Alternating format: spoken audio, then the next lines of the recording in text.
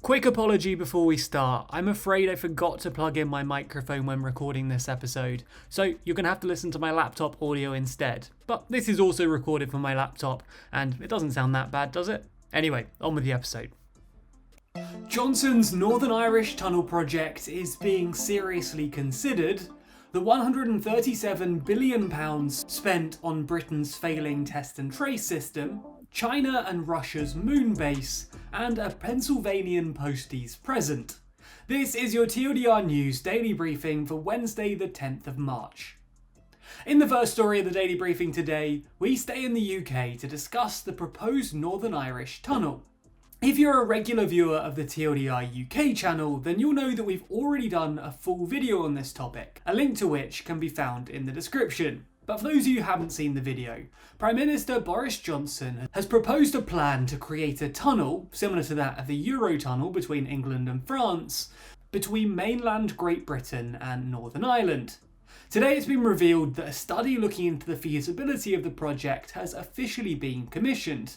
This will be led by Professor Douglas Oakervie, who previously worked as chairman of both the HS2 and Crossrail projects, as well as Professor Gordon Masterton, who is the president of the Institution of Civil Engineers.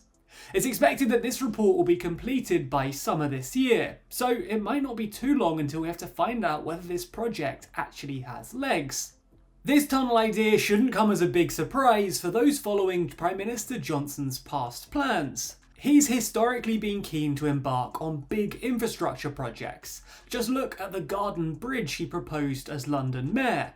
He's also become a major advocate for making politics less London-centric. Again, look at the proposed plans to move the House of Lords to York. So it seems that a project like this could fit perfectly in Johnson's two main interests. However, the two examples that we gave don't bode well for the Northern Ireland Tunnel, because neither has actually ended up happening. Regardless, we'll have to keep a close eye on the feasibility report and see whether this project is going to be any more successful.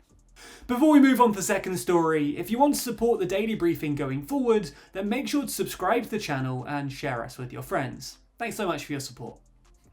For the second story, we stay in the UK to discuss another big British project, the NHS Test and Trace service. One of the things the UK government was criticised for early on in the pandemic was a lack of widespread testing. An effort was therefore made by the government to overcome this criticism and improve the NHS's test and trace system.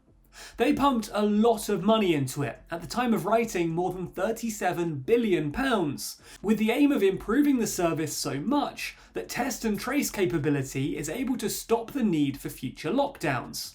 But today, MPs from the Public Accounts Committee, who have been scrutinising the effectiveness and value for money offered by the NHS test and trace system, aren't offering the most positive feedback. In fact, they were quite scathing about it, warning that the taxpayer shouldn't be treated like an ATM machine. The Public Accounts Committee is a select committee of MPs from all major parties, who scrutinise major public spending, so this is a non-partisan attack. Their criticisms of the service were varied, including critiquing the over-reliance on consultants, some of whom were paid £6,600 a day, as well as a failure to cope with the September surge in test demands, only half of Trace's time actually being used, a huge amount being spent on rapid test kits without any evidence that they actually help, and the fact that they never met the target for all tests to be returned within 24 hours. In fact, there were many stories in the news last year about tracers not having enough work to do for multiple days in a row, with them effectively being paid just to watch Netflix. The chairwoman of the committee, Meg Hillier, said that it was hard to identify a measurable difference made by NHS Test and Trace, especially when it had failed on its chief goal of avoiding further lockdowns, not once, but twice. In defence of the system, the Transport Secretary Grant Shapps pointed out that it was the NHS Test and Trace system that identified the South African and Brazilian COVID variants and stopped them from spreading across the country. Now, before anyone calls us out for bias here, like we so often are in the comments when we raise news stories about the government being held to account, we would include such stories no matter who is in charge. As an outlet that aims to update you on the politics of the day, it would be disingenuous of us to avoid topics that critique the government. We're not a spokesperson for the government. It's our job, alongside other news outlets, to highlight criticisms of the government to the public. And we always include the government side of things too, and allow you to make your own mind about whether the criticism is fair and valid. So as ever, we're asking you what you think of this situation, and we'd like to know your thoughts in the comments below. In the third story of the Daily Briefing today, we move to China and Russia to discuss plans for a joint moon base.